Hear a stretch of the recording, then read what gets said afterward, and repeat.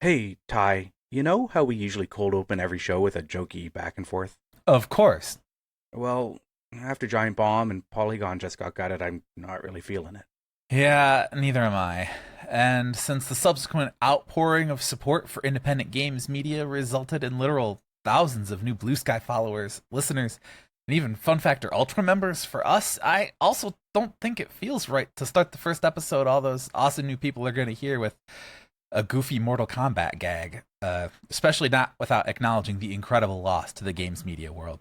Yeah, I mean, so many of the very best writers, editors, and artists in games media just lost some of the very few full-time unionized gigs left in the industry. Know that we treasure every second of your time, listeners, and every cent of your money. It goes directly into supporting the show, and we really appreciate that. You give to us at a time when everyone who reads, loves, and creates games media is honestly scared for the future. Do you mean we're doomed?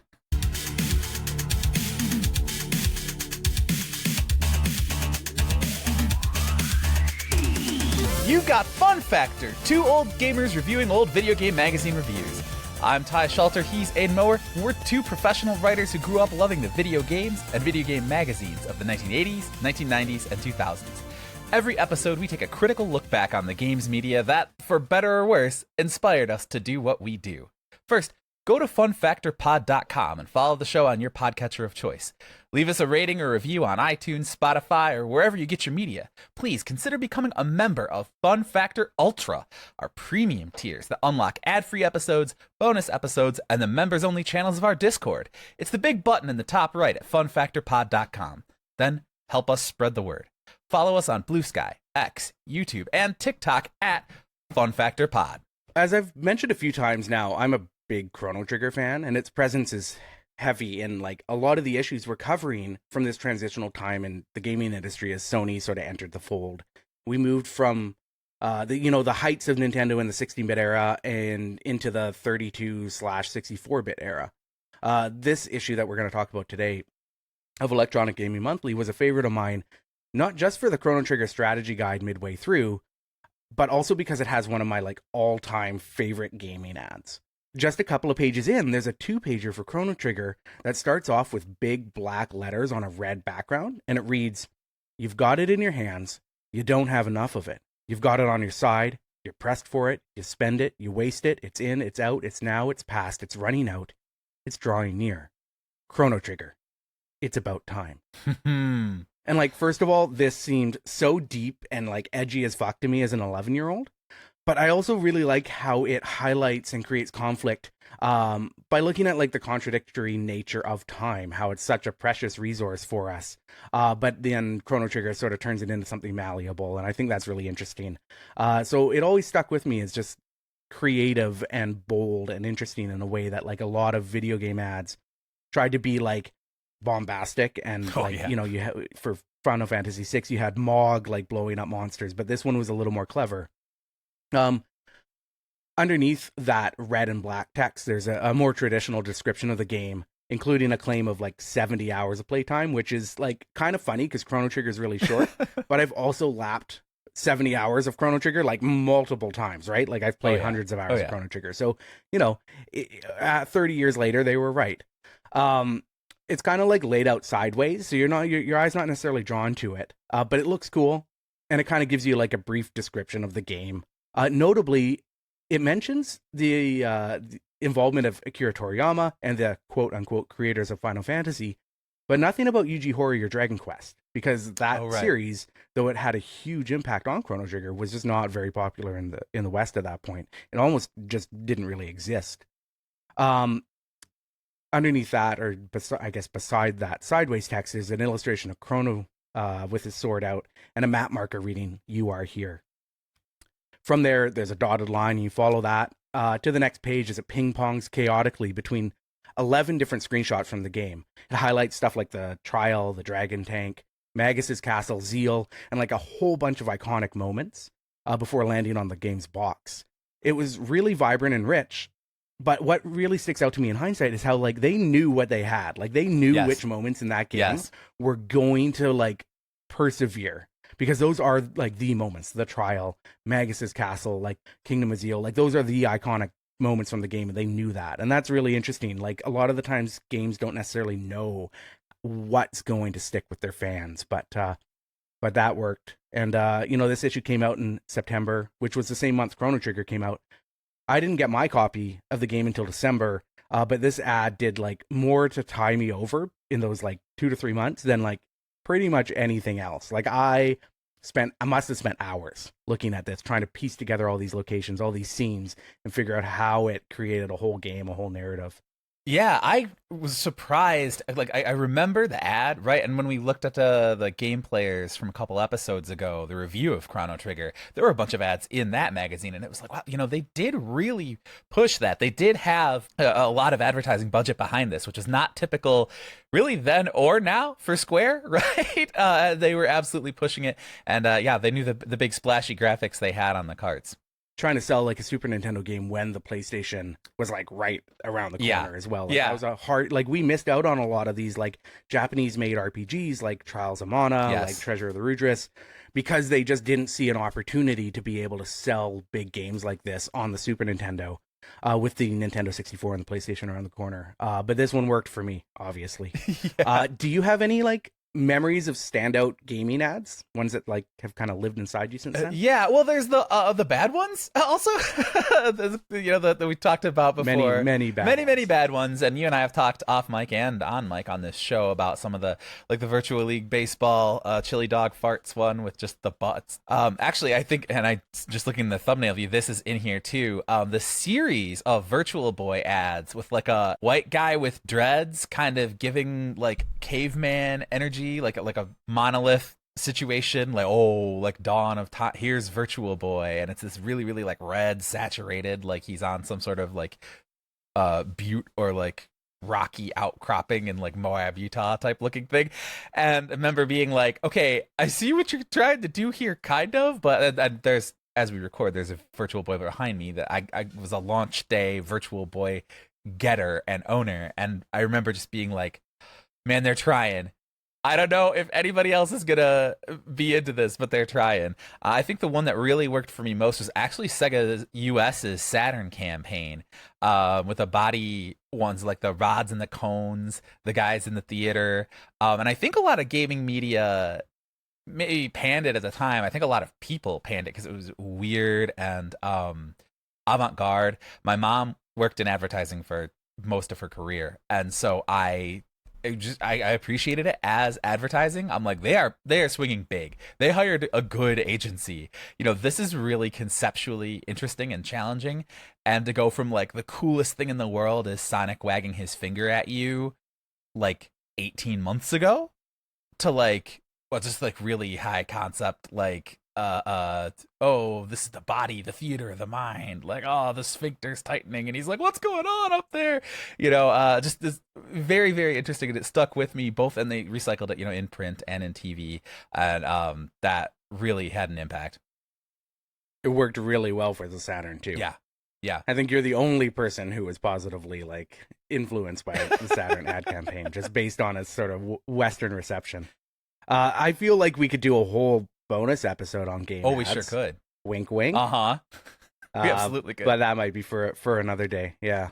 We could do an episode on game ads right now. Instead, we have a magazine to get to. It's time to open the cover. If you're not already a member of FunFactor Ultra and getting ad-free episodes, hang tight. We will dig into the issue and the review when we come back right here on FunFactor.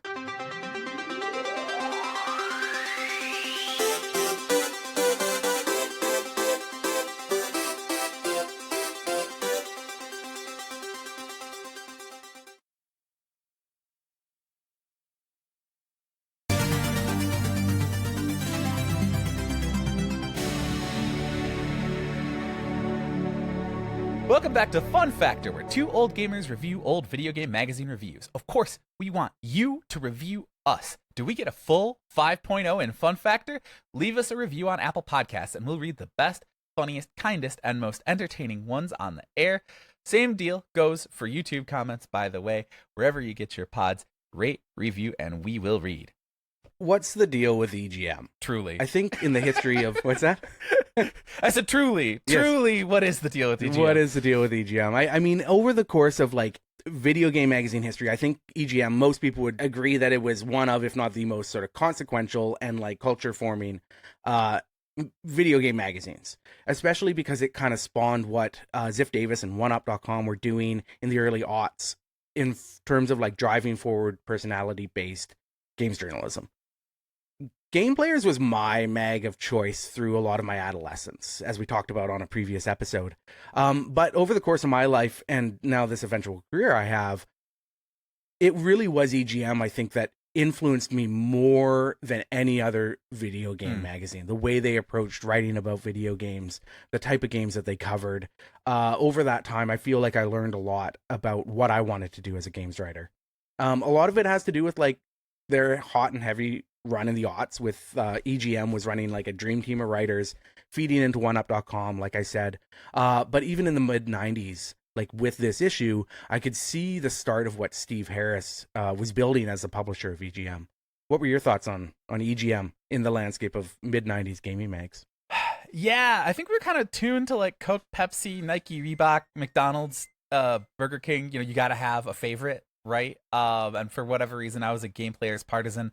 I think I thought of them as being more thoughtful review-wise. And EGM, I think that was just a little bit more 90s, more grabby, you know, more in your face and splashy. And for whatever reason, it just didn't click with me as much. And it's probably unfair to the magazine and to whoever, but like at the time when I was like in the market, you know, 13, 14, 15, it was kind of like gameplay. This is the one I like more. And I'd pick up an occasional EGM. I would be more likely to pick up GamePro. But then between Game Players and Next Gen, you know, I was those two I subscribed to. It was like, just EGM just didn't click quite as much. Kind of fell through the cracks a little bit. I mean, as like adolescents, I had to convince my parents to buy me the magazines, and there's only so many times a month I could convince them to buy me a magazine, and so I definitely had to pick and choose. And that was probably where I would leave with Game Players more than EGM until I started engaging more with, like, you know, the gaming community, especially online, started spending my own money on magazines. Eventually I had a subscription to EGM, which I like never had subscriptions to game magazines. And so, you know, as I grew older, I think I connected more with what EGM was doing. They were, like, especially in the mid 90s, looking at this issue, a little more focused on stuff like strategy and sports games, and their review section is fairly small in a way. We'll get to that in a second. But it didn't have the full-length, feature-length reviews like Game Players, right? Like, it has these capsule reviews. But you know what? Let's get into that. Let's get into the numbers for this issue. We're looking at EGM number 74 from September 1995. It's 148 pages.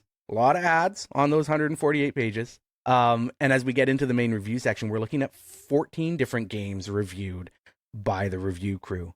But after those 14, we get into EGM's quote-unquote Hot 50, which took 50 games from past issues and averaged out the score. So it was sort of a matrix of like, hey, like, maybe you missed these past issues, you're looking for some games, you want to know what we thought? Here's a rundown of what came previously. Out of those 14, like, real reviews, 10 systems were covered, but if you count the Hot 50 coupled with like the full-on reviews, you get 10 different systems reviewed for, which still like blows my mind these days when there's you know, like there's barely 3 and then there's Steam Deck these days. In September 1995, EGM had scores for 10 different consoles: the Super NES, Genesis, Neo Geo, Game Boy 3DO, Sega CD, 32X, Jaguar, CDI, and the Sega Saturn. Like, that's a pretty wild collection of consoles with a lot of good potential games.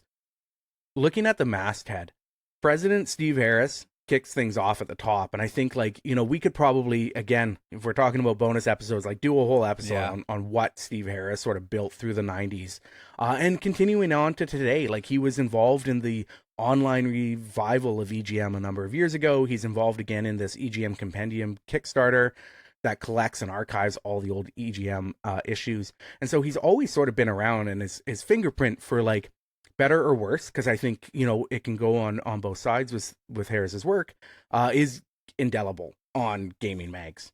Below Steve, working in sort of the editorial suite, we had editor-in-chief Ed Semrad, senior editor Daniel Carpenter, managing editor Howard Grossman, quote unquote third party liaison, whatever that is, was John Stockhausen. News editor was Todd Mowat. And then they had 19 assistant editors. Whoa. 19. We're in an age where, like, you know, a video game website might have like 4 editors that do everything. They're staff writers and they're editors, and they do everything else. And this had a full-on suite of like managing editor and senior editor and EIC, and then 19 assistant editors. Incredible. That is preposterous. And like, what are they all doing? Like, is it each, you know, is there like 3 on reviews, 5 on preview at like, is that contractors? Is that, it's probably just bullpen from sister publications in the same office building, honestly. It's just whoever's doing what at the time, whoever's free to cover something.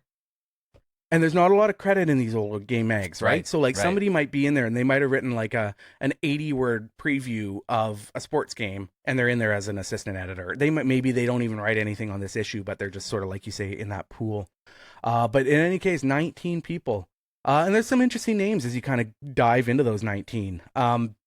Sean Smith was the lifestyle editor.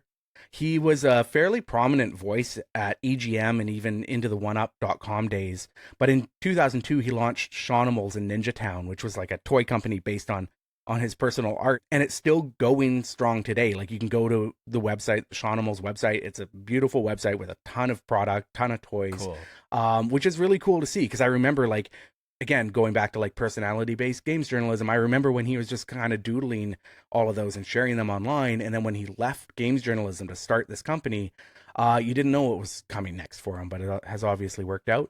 And then there is also a friend of the show, Nob Ogasawara, who was responsible for localizing like many early Pokemon games, including Pokemon Red and Blue, Gold and Silver, all the way through Pokemon Platinum. So it was neat to see him in there as I think he's like foreign correspondent. Very cool. Very cool. All right, you want to flip through this thing? Let's do it.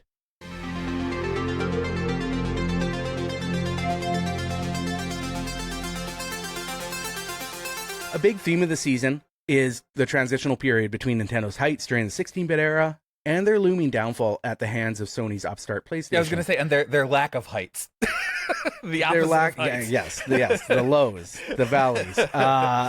Page 26 of this issue, we've got a feature called Will the Release of PSX Ignite Gamers' Interest? Which I think is really interesting because, you know, we think back on this era as like a golden era for gaming, but at the time, they were looking at the PlayStation as like, hey, is this going to kickstart things again?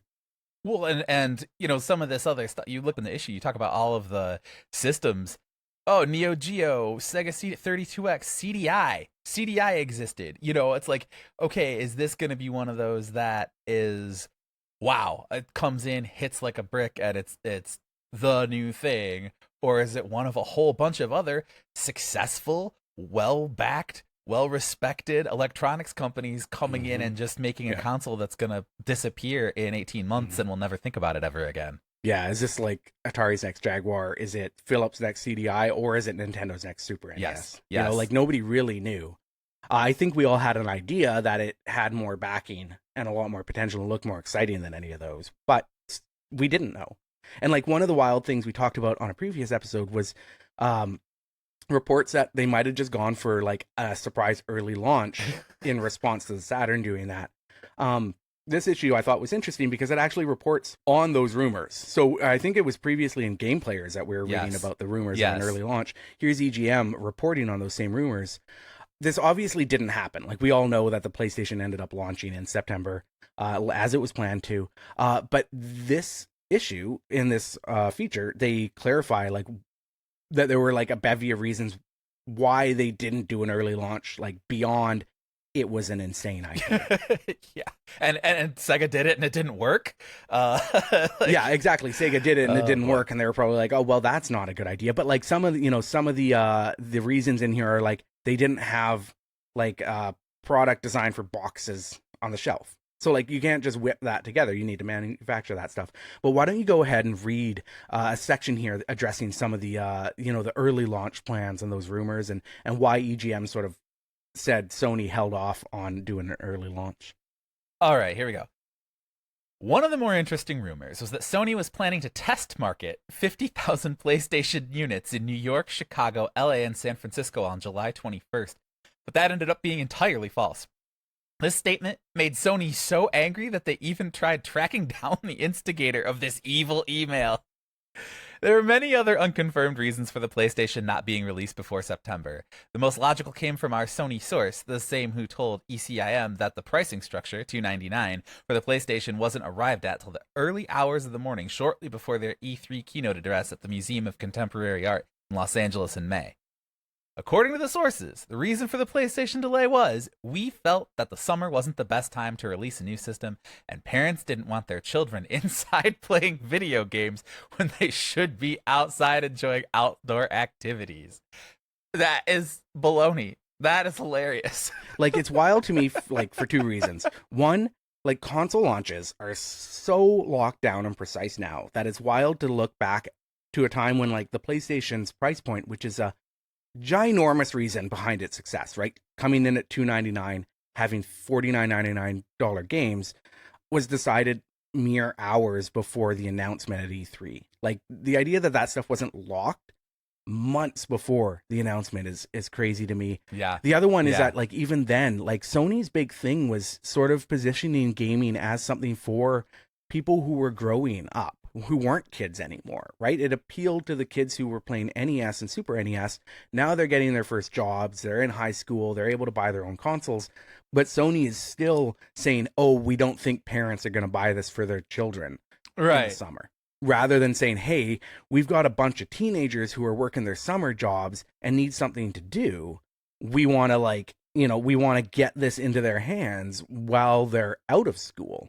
So it's an interesting sort of, like, look at the positioning of where they were trying to, like, penetrate the market, which was probably still parents buying that for their kids.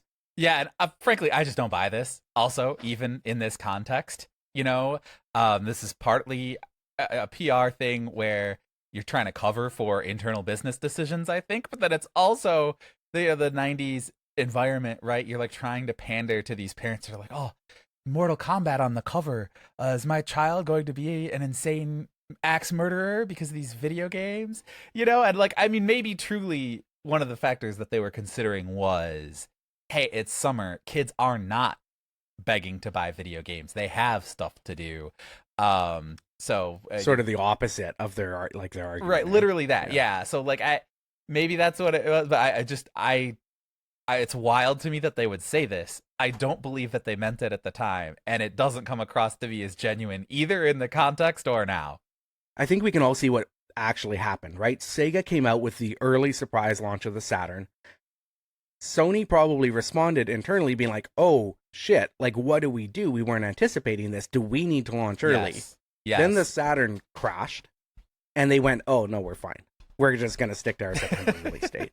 Like, that's probably like the simplest answer, right? Like, the Occam's razor is, like, they watched the Saturn crash and burn by launching early and said, oh, we have no rush to get out to market.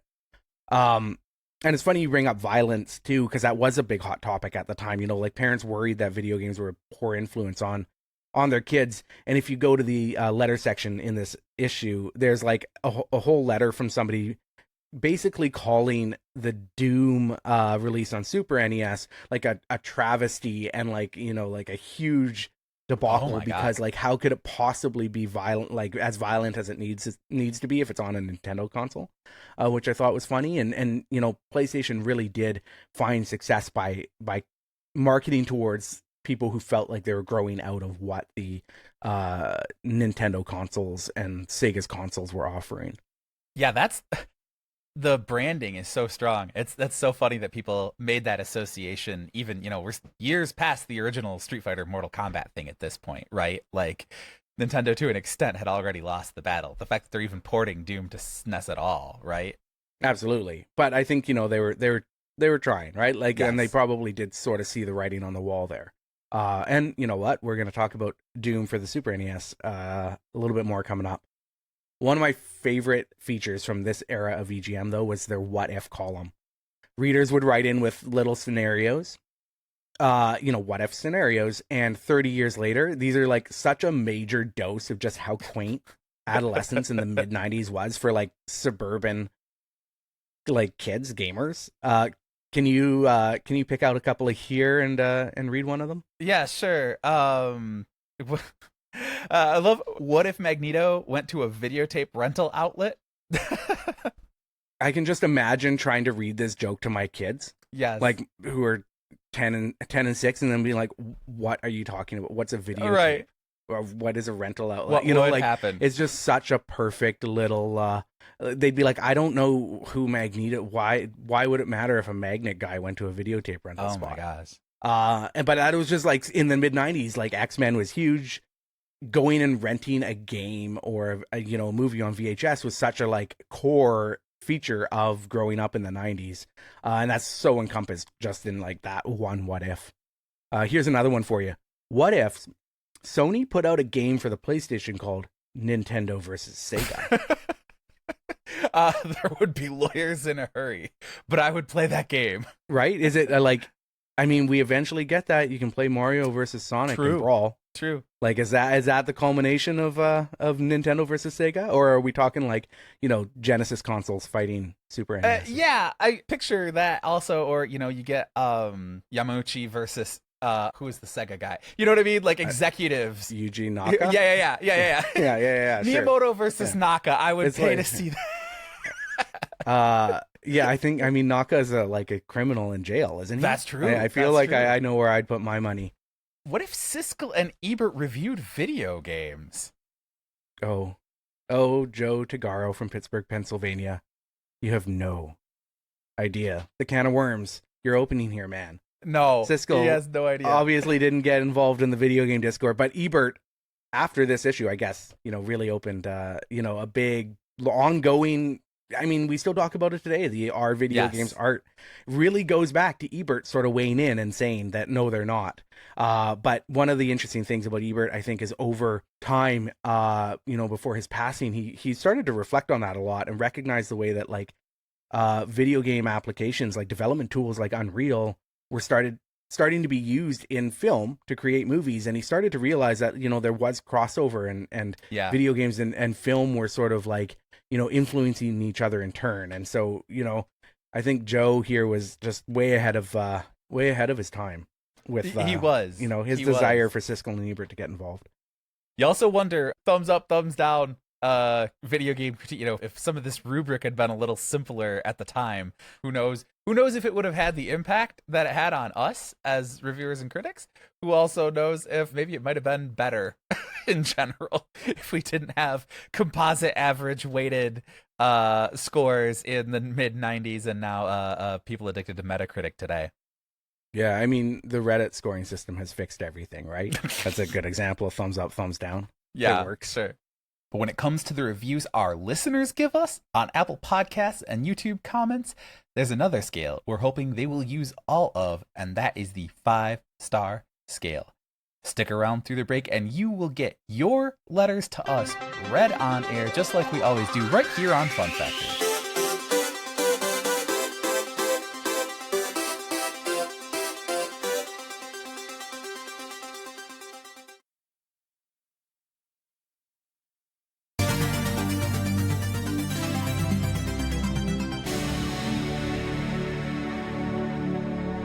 We've got mail! As promised, we always read the best, funniest, kindest, and most entertaining 5-star Apple Podcast reviews and YouTube comments on the air. Bonus points if you say who your favorite host is and why. Double bonus points if it's Aidan. From Guycott on Apple Podcasts. So many themed podcasts save the big one for years down the road. Foodcasts waiting on McDonald's, movie casts holding tent poles hostage, etc. By all counts, FunFactor could have opened their pilot episode with computer game players' review of Iron Sword or Dragon Warrior 2, but no! These two hit the ground running with PSM and Final Fantasy VII right out the gate, with all the fun recollecting of the era you'd expect. Excited to see where they go next! P.S. Who is my favorite host, and why is it Aidan?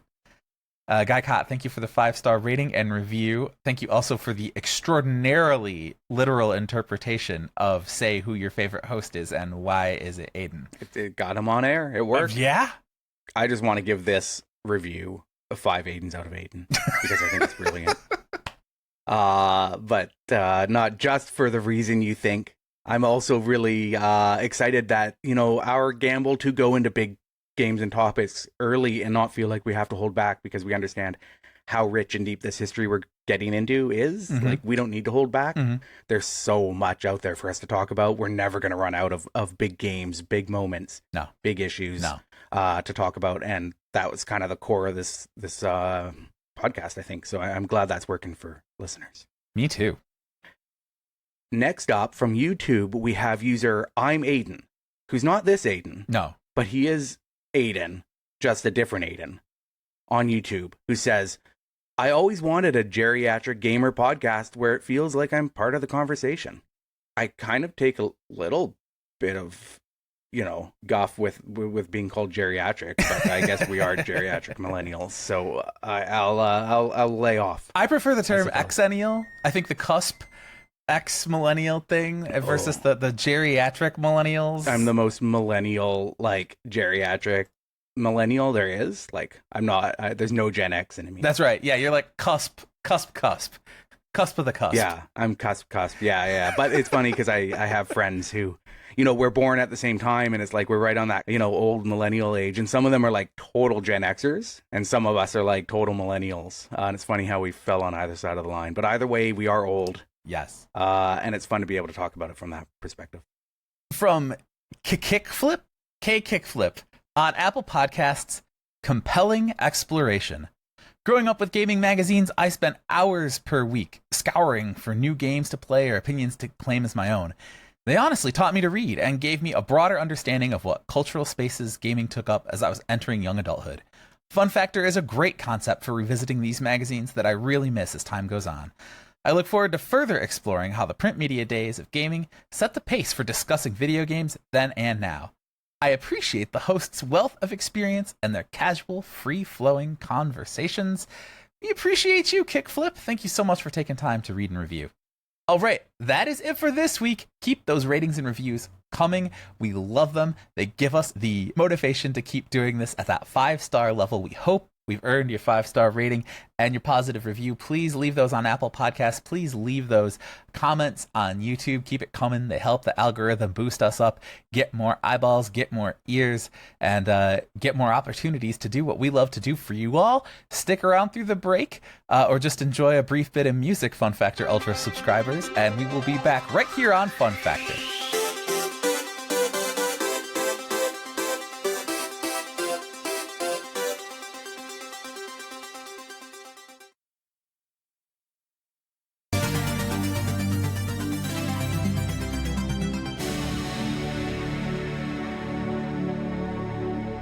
Thumbs up, thumbs down, out of 100, out of 5, out of 10, it is time to do that thing we do. We review the review.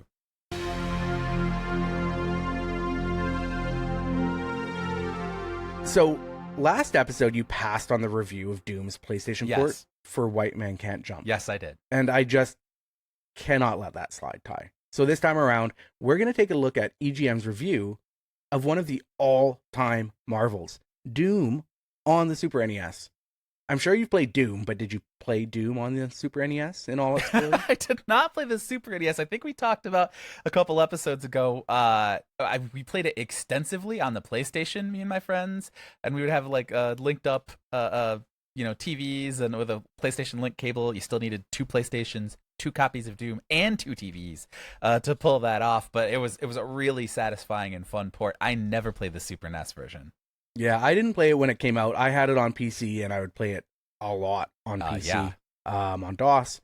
I ended up getting a red cartridge version of Doom, probably in 2004, well before I was sort of into trying to collect retro video games, when I should have been buying all these games. But, I was just in a music store at one point and saw a copy of Doom, and it was probably $10. So I picked it up, and that was my first experience with it on the Super NES. I've only really come to appreciate it, though, in the last 2 years as I've revisited it on Super NES. And also after I read John Romero's sort of personal memoir where he talks about creating Doom and also the challenges of stuff like Wolfenstein 3D on the Super NES and then doing Doom on the the Super NES as well. They're not like they're technically not good versions of the game, but I still think that there's something so marvelous about playing Doom in sort of a reduced form with the controller that, you know, it sounds good and it gives you that Doom feeling, and that's all I really want from Doom. Like at this point it runs on literally everything. Like I saw Doom running on a pregnancy test. Yes. You know, on a printer, you know, like stuff like that. Doom on the Super NES is probably in the upper, you know, 15% of Doom ports, and I really like it. I think it's a fun way to go back at this point and experience the game. It doesn't have like floor textures and ceiling textures. Like it looks janky. You can barely see enemies if they're, you know, further than 5 feet away, but you know, it feels good. Sounds great. Well, that's more than what you ask for nowadays. Yeah. At the time, though, it was the biggest game franchise in the world, and a lot of kids with only Super Nintendos had no other way to play it. Yeah, absolutely. And you know what? Like when I was playing it on DOS, a lot of the time I was having to shrink the window down, like to get lower resolution, and it wasn't an ideal situation too. And so, you know, for it to exist at this point was good for people who didn't have access to it elsewhere. You know, with the PlayStation version coming, which I do think was a better version, probably. I didn't play it very much, but you know, accessibility is something we talk a lot about with games. Like just making games accessible to people was really important. EGM has a really kind of unique review format that persevered through most of its run through the 90s and like late into its lifespan. They call it the review crew. And each month, the magazine's 4 reviewers each write a capsule review and provide a score out of 10 with like half-point gradations for every game reviewed that month, which is bananas. So all 4 of them go and play, in this issue is 14 games. So they have to play 14 games, and then they write reviews that, while they're short themselves, only about 75 words or so, they have to play over a dozen games long enough to form an opinion. Yeah. And like, while this might work for licensed platformers, sports games, it's like undoubtedly questionable for longer RPGs. 14 games, 1 issue. Like, did you like this format? What did you think of the capsule reviews? The same reviewers taking a look at all the games instead of divvying them up. Yeah, I liked more in-depth reviews, but I also did appreciate this format because getting different perspectives is huge. That's why game players started including the like second opinion on some of the bigger releases, I think, because you get somebody who is you know, all in on a game or loves a game, or it just tickles them in right the right spot, and it's, oh yeah, this game is so great, da da da. And you have someone else who's like, oh no, it doesn't hit them, and then you're in the magazine going, okay, well officially the score is this, and just the next review over, Rayman, their game of the month, 9.9.9, 7.5. Yeah. You see that spread of scores and opinions.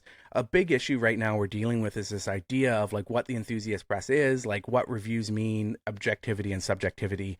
And this this capsule review style in EGM at least sort of went to show that, like, yeah, these are subjective experiences and opinions, and that's okay. Yes. Right? Like, you might not connect with Daniel Carpenter's game, like the games that he likes, but you really like the same games as Al Manuel.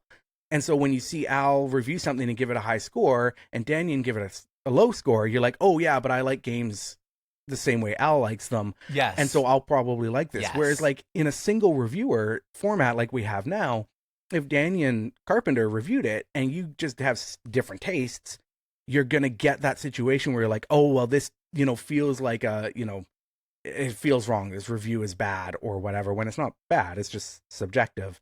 And I think that the capsule review, the review crew format, kind of worked well to establish that. Yeah, no, it did. It doesn't give us a whole lot extra here for this Doom review specifically, but there's trade-offs, and it's interesting that they went this way, and I'm glad somebody did. This issue's EGM review crew consisted of Daniel Carpenter, Al Manuel, Andrew Barron, and Sushi X, who everyone who's like in the know knows was secretly Nintendo president Hiroshi Yamauchi. Overall, though, it's still decent. Yeah, definitely. Absolutely. Okay, let's start off with, we'll go with Daniel Carpenter's review. First, it was at the top as well. He wrote, "It's very easy to dismiss this game as less than worthwhile, primarily because it's 16-bit. I'm just surprised how close this translation is. For starters, it uses the FX2 chip that gives Doom the sense of depth that it needed for a game like this. The music, which is a sped up and more hyper-sounding version of the PC is very good. Doom isn't without its problems. The scrolling is quite choppy and the game is very pixelated. Overall, though, it's still decent. 6.0 there. The FX2 chip mentioned. Drop your celebration meme there. The idea that SNES is still legitimately trying to compete with the PlayStation at this point, as it's very funny. That legitimately they were still making good games and putting up stuff that people could take time to play. But the 16-bit there, that little ding lets you know, hey, it doesn't matter how good the game is. I want the new cool thing. I want to be reviewing PlayStation games, and that is the thing that this just cannot run away from. No, and games just couldn't escape from that. Notably, though, EGM's top 10 from this issue loaded with 16-bit games, including Doom for the Super NES. Yeah. So, they wanted more, but they still couldn't really get away from the idea that, these were still good games at the time. The PC hit finally comes to the Super NES, but to my disappointment, this version is more of a downgrade than a port over. Everyone will tell you that enemies at far distances are difficult to see, but the ones in the virtual stealth mode are impossible. It's just too darn pixelated. On the other hand, the music and sound effects are outstanding, and the play control is fair. This game definitely needs a balance. It's still a good game, but I think I'd rather wait for the Ultra 64 version. Was there an Ultra 64? That was Al Manuel? Yeah, so that was Al Manuel's review. It's funny to me because, he's complaining that the stealth enemies are hard to see, which is, that's the point. But there is an Ultra 64, a Nintendo 64 version, Doom 64, but it's a completely different game, from the ground up. Right. It's actually pretty good, but it's not Doom. It's not a replacement for the Super NES version of Doom. It's its own thing. Little did Al know, though, 30 years later, in God's year 2025, that's this year, his wish for, a rebalanced, fixed Super NES version of Doom would become a reality. One of my favorite 2025 projects is Limited Run's remaster of the Super NES version of Doom.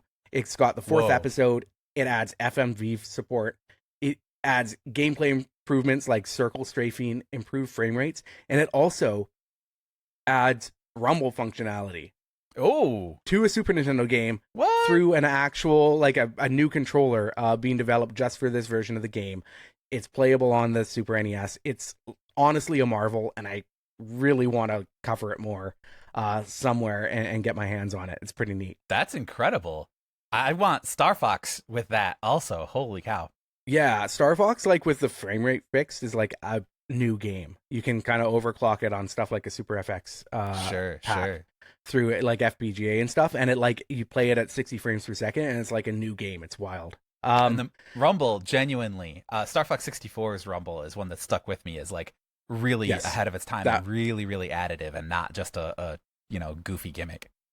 Yeah, that was one of the ones that really, with the Rumble pack for the Nintendo 64, really started to show the potential for Rumble, or at least sell it as a feature for next gen consoles. I don't think Rumble got good until this generation, with the PlayStation 5 and the Switch with their high fidelity Rumble. I've never really been a fan of haptic feedback and stuff.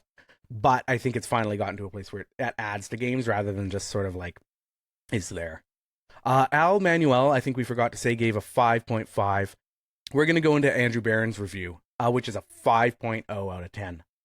Doom for Super NES suffers from a lot of things. Not comparing this to other versions of Doom.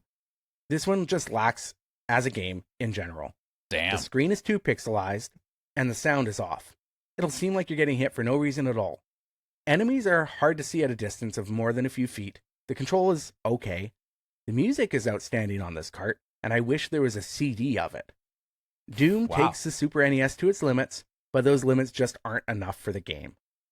He gives it a 5.0, which I think, is probably a fairly objective look at Doom. It is a compromised version of Doom, and how much you're going to enjoy it kind of falls back on how much you want to enjoy it. And I think that's kind of represented there in Andrew's review. You want to wrap things up with Hiroshi Yamauchi's yes, absolutely. Doom for the Super NES? Sushi X.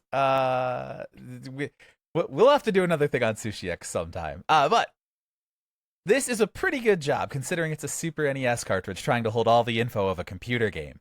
However, the graphics are very pixelated and it is quite hard to see and interact with enemies from a distance. The overall engine and structure is very Doom-like, but it can't help be visually compared to other platforms. The soundtrack is done very well and it handles decently. The looks are the major drawback for this veteran of the computer version. This is hilarious to me also because Sushi X, they have the art for all of these guys, and they've had for at various points different character art for Sushi X, and he's always spoken about in the letters and in the editorial as this mysterious ninja character. But this is easily the least personality driven or grabby writing of these 4 capsule reviews. This is probably the wordiest, however, the graphics are very pixelated, and it is quite hard to see and interact with enemies from a distance. This is not like, whoa, Sushi X, radical reviewer. This is just another guy, right? Another reviewer. And that's really what Sushi X was. It was just whoever they could get. So, Sushi X is the 4th reviewer on all of these, but it's probably 3 or 4 different people. In hindsight, that's sort of the role Sushi X played. And so you do kind of get that more generic writing, I think. Yeah, I remember when we were doing early research, I Googled, and the Google search for, did they ever reveal who Sushi X was? And that search itself has so many forum threads and Reddit threads and, articles and various claims. Again, we could probably do an episode or a big chunk of an episode on Sushi X specifically, but we'll try to hunt down Sushi X. We'll yes. bring some of the XEGM crew on to reveal the secrets of Sushi X. For sure. Let's wrap this up. Yes. Each review in EGM sort of summarizes things with a quote-unquote best feature and worst feature. The best feature for Doom on Super NES is quote-unquote everything kept in. Worst feature? Choppy scrolling. I'd say that's pretty fair. Performance takes a big hit on the Super NES, but it is genuinely impressive that they managed to fit a full-fledged version of Doom on a 16-bit console, right? Sega needed the 32X for Doom. Even the PlayStation version of Doom's not a perfect version. No. So I think those are probably fairly close. I do like the idea that quote unquote choppy scrolling is a stand-in for what we think of as frame rate and frame pacing, and we have all these technical terms for it now, but people did talk about stuff like frame rate back then. We just didn't have the language for it. Time to complete for Doom is medium, whatever that means. If you heard me laugh a second ago, that's what that was. Yeah. I saw the time to complete medium. Yeah. I was like, oh, okay. All right. Let's see. Other games that have medium time to complete in this issue. Weapon Lord for the Genesis. The Ooze, also for the Genesis. Mega Man 7 for the Super NES. Let's see. Batman and Robin on the Sega CD got long. So did Wild Woody on the Sega CD. Also long.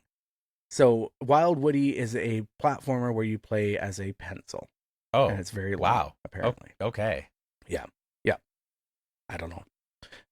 They also suggest that if you like Doom or you want something similar, you try Wolfenstein 3D, which also has a subpar NES port with all the Nazi iconography removed, which makes it less fun. Boy, the ooze here. 4.5, 3.5, 3, 4.5. Again on a 10 scale. I didn't see a lot of scores that low then or now.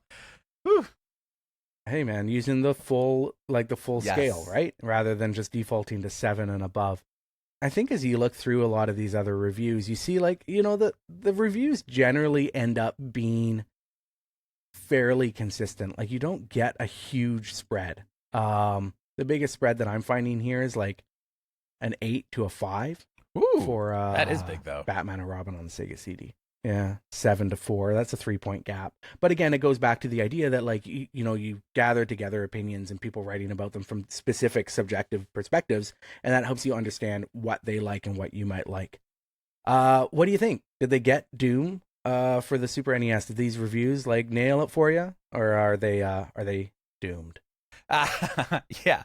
No, I mean, I think they're good reviews. My big problem, and again, this is part of the format, is there's only so in depth you can go. I don't know to what extent they read each other's reviews and tried to touch on different things, because again, they all basically say the graphics are really rough, the animation is really rough, it's tough to make things out, the sound is incredible, And again, with so few words, there's only so much you can say. Each of them do have one or two things they said that are unique. But yeah, I think they just about got it right. I don't think anybody thought Doom for Super NES was a like hidden classic or like a hidden gem or no, nobody thought that. There's so many better versions. I'm fascinated that Limited Run went to pluck this one out of the dustbin and give it this polish up. But I think that their reviews are right about on. Yeah, I think like the notable thing for me is that like it does feel like they have a bit of a checklist. Like I want to mention graphics, I want to mention sound, I want to mention controls, Right. I want to mention, like playability or whatever. And each of them sort of hits on that same template, maybe in a different order. They all seem to have very consistent, pluses and minuses. I think Doom is probably a 5.0 out of 10 version of Doom, right? Like it's not. Yeah. I would say the Super NES version is playable and enjoyable. It's not completely busted and broken, but it is, just not, not an excellent version. And I'm really excited to see what Limited Run does. One thing I want to go back that I just realized as I'm reading through this again, they also categorize all of their, review, all of the games. So Mega Man 7 its category is action, Weapon Lord is fighting, Batman and Robin is driving, Doom's category is carnage. Oh, nice. Pretty hardcore. Nice. Yeah. Nice. So how many thumbs up are you giving? Thumbs up to Doom review. Yep. How many thumbs up? Yeah, you know what? I'll give 7 out of 10 thumbs up, I think, on this one. Like I said, the review crew, I like it, but there's not as much of a spread in score, and there's not a ton of variety in the reviews themselves because, again, it's like the graphics were standout bad, the music was standout good, and it was a many-timed thing that everyone was familiar with at this point. So, yeah, 7.0. Yeah, I think seven thumbs up out of 10 is pretty good. Like you say, the standardization, tells me that they probably didn't dive too deep into this version of Doom, and specifically, like every single opinion that they write about, you could form by playing through the first level. You play through the first level, you're like, oh yeah, controls okay. I couldn't really see the imp up on the raised platform. That was hard. Right. Yeah. Somebody did mention invisible enemies, which don't show up for a couple of levels, but for the most part you could play it for 10 minutes and be like, okay, here, and that's what made it in. So I do think there's probably a little bit of a limitation on their time with the game, but I think they also knew what they needed to know about Doom, and that's okay when you're reviewing 13 other games that month. Yeah, 100%. That's probably why they got this done. And Sushi X did close his review with, the looks are the major drawback for this veteran of the computer version. And it's like, yeah, if you have played this to death on computer, you're just gonna know so much about it, and you're just constantly gonna be comparing it. But if you're a kid only had a Super Nintendo, no PlayStation, no PC, this was the only way you're gonna play Doom, and you were probably gonna like it a lot more in a 5.0 or 5.5. And I don't know how you square that circle, or if it's even fair to expect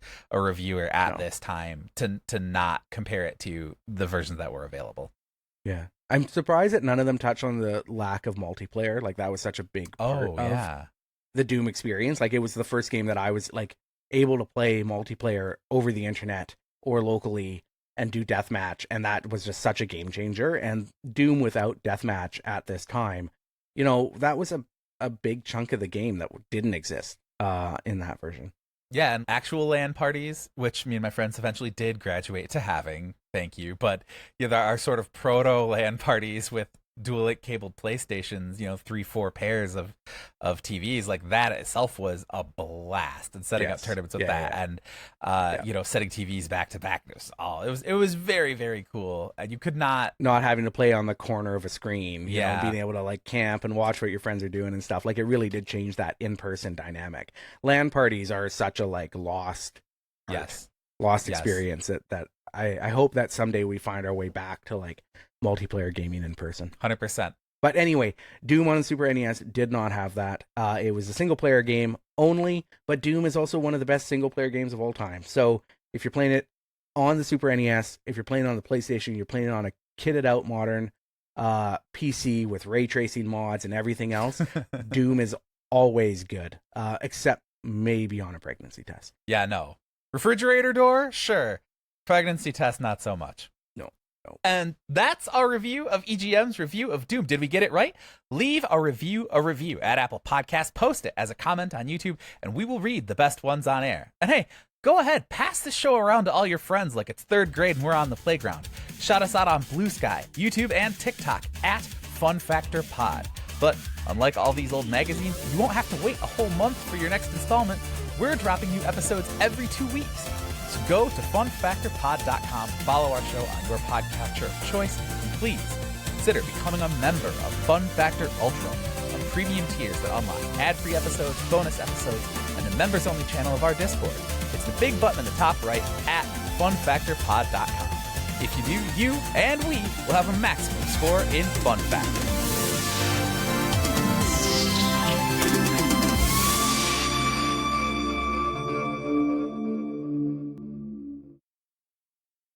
So, last episode, you passed on the review of Doom's PlayStation port. Yes. For White Man Can't Jump. Yes, I did. I just can't let that slide, Doom. I just can't let that slide, Ty. Oh, let me try that again. I just can't let that slide, Ty. So this time around, I'm going to dedicate this segment to Todd Hargosh. As we take it, he's the one that wrote about Doom being too violent for the Super Nintendo. Okay. I'm going to dedicate this segment to, you know what? I'll take that out because I had a big section about that letter. Sorry, let me just start this whole section over again. Sure. Okay.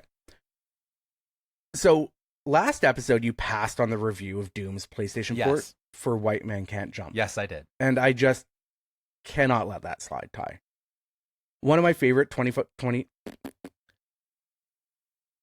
Just a couple of pages in, there's a 2-pager for Chrono Trigger. It starts out with like big black letters. Wait. Okay. Just a couple of pages in, there's a 2-pager for Chrono Trigger that starts with like big red letters. Wait. I have black and red in my script. I need to figure out what it actually is. It's red. Okay, here we go. Got it. Black letters. Black on red. Okay.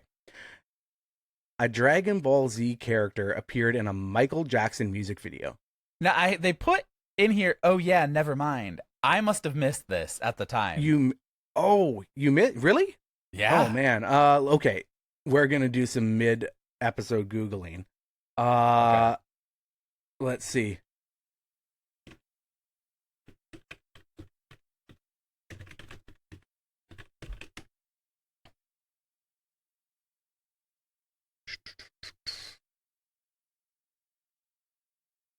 There was a video. Okay. All right. We can obviously cut all of this. I can't believe you missed this. We could just cut this joke then. Because I'm not finding it. There was a video where he like screams at the beginning and there's like a Dragon Ball Z like clip of like Vegeta screaming or something. Oh, weird. Okay. Yeah. I can't believe you missed that. Yeah. Huh. Apparently Akira Toriyama, I don't know, that's Twitter. Who knows? That's real. Okay, anyway, let's cut that one. Sure. Because I can't find these stuff, and I'm amazed that you Me too. missed that. Okay, so yeah, just go into the next little joke there. Sure. And then yeah. I give that episode 10 dooms out of 10. That's good stuff.